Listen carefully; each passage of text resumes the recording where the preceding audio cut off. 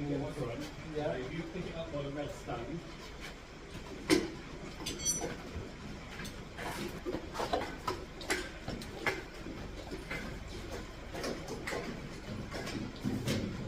Hi guys, as you just seen, we just moved the Yamaha TZ Exactweld ex Tony Dunnel bike onto a ramp.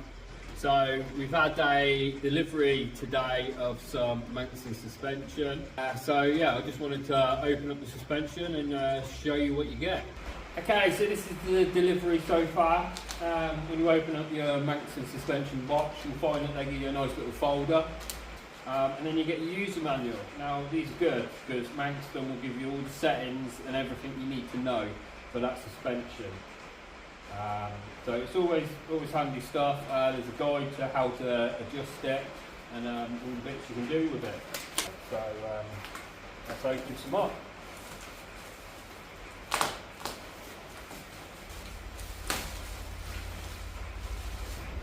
And there we have it. So I'm not sure if these are the first ones they've done, but Maxton said due to the size of these forks, they reckon they could get the SD20 cartridge inside. So you get this nice new anodised top. It's got a preload adjustment, and then what you have is you have one leg with compression and one leg with rebound. As you can see, they've got a nice little sticker on the bottom, nothing too offensive, and it just shows that they've got the Maxton internals.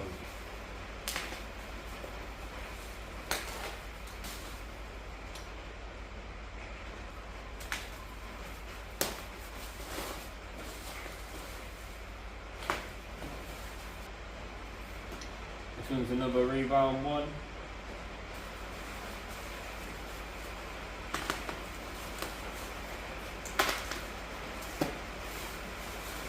And then a 2-2.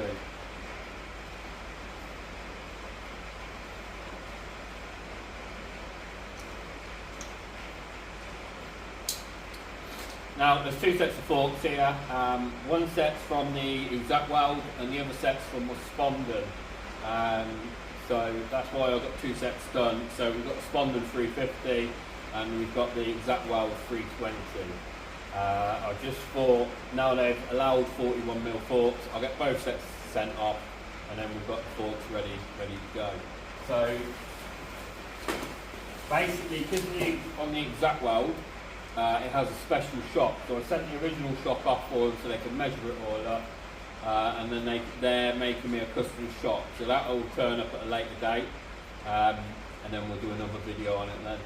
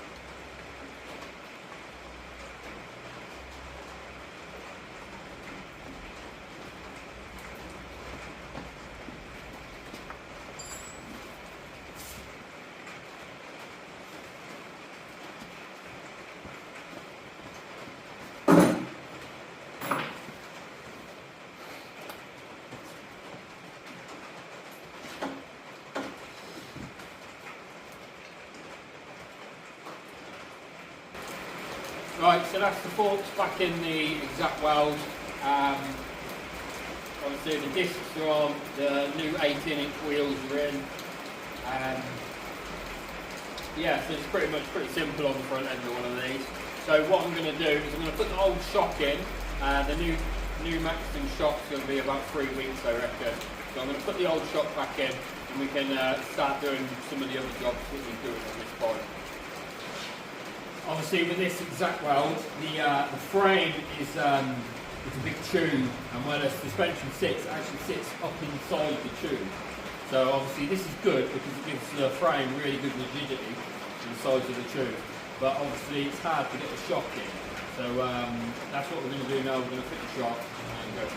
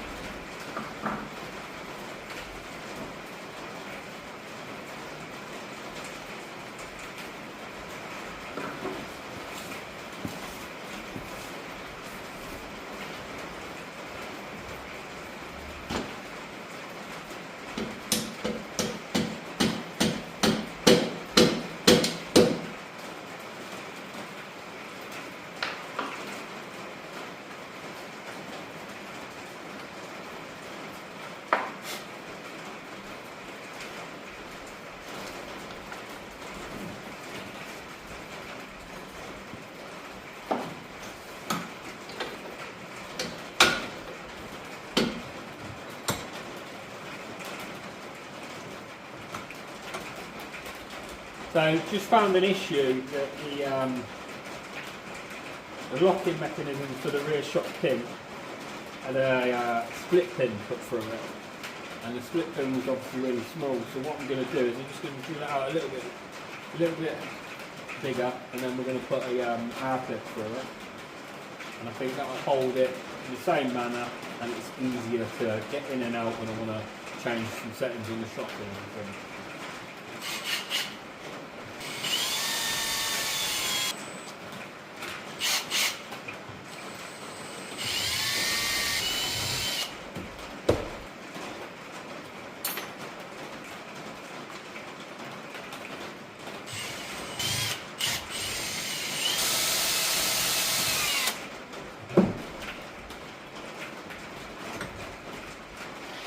Cool, it's all done.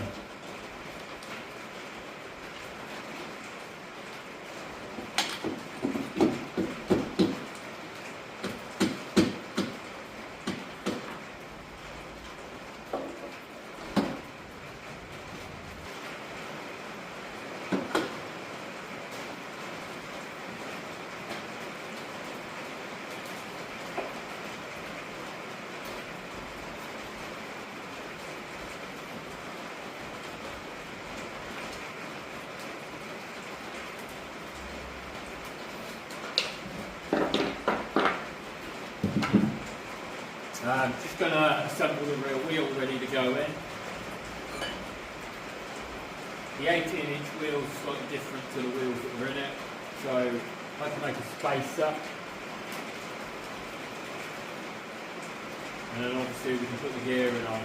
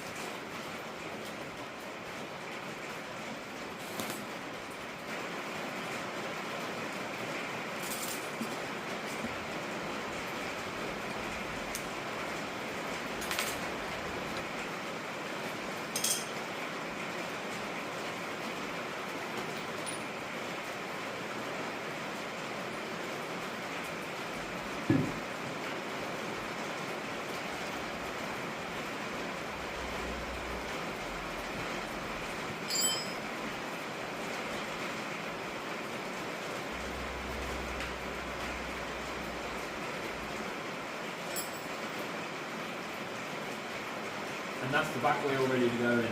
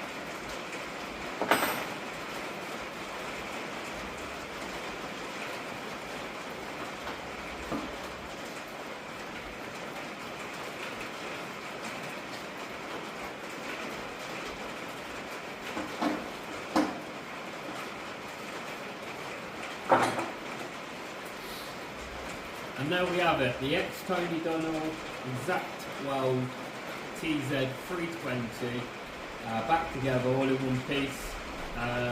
Just waiting on the rear shock, and then we can get it on track and find out how good she really is.